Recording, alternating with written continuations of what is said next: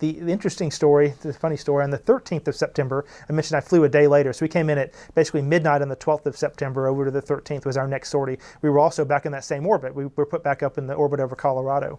And then during the day on the 13th of September, we're flying. All of a sudden, we start getting contacts all over the scope. There's airplanes taking off. Well, nobody told us that anything was cleared to fly. We were working at that time with what's called the Western Air Defense Sector, which is up in Washington State, the whole western half of the U.S. That is the headquarters for our air defense operations.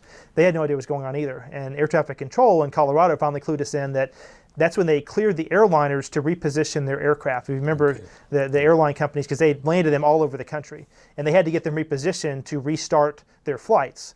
They cleared them when they were cleared to fly, but the small private aircraft were not cleared to fly. Well, the word got out poorly to all these airports, so all these small Cessnas again and similar aircraft are taking off all over Colorado and around surrounding states. So we're out there again chasing these guys down 2 days later with our F-16s.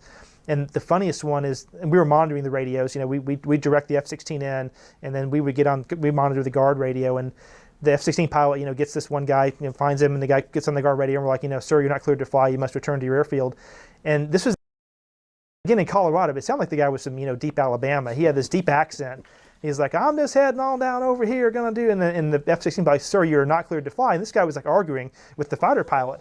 And we're thinking to ourselves, this is not the time and day to be a good old boy and argue where you want to go.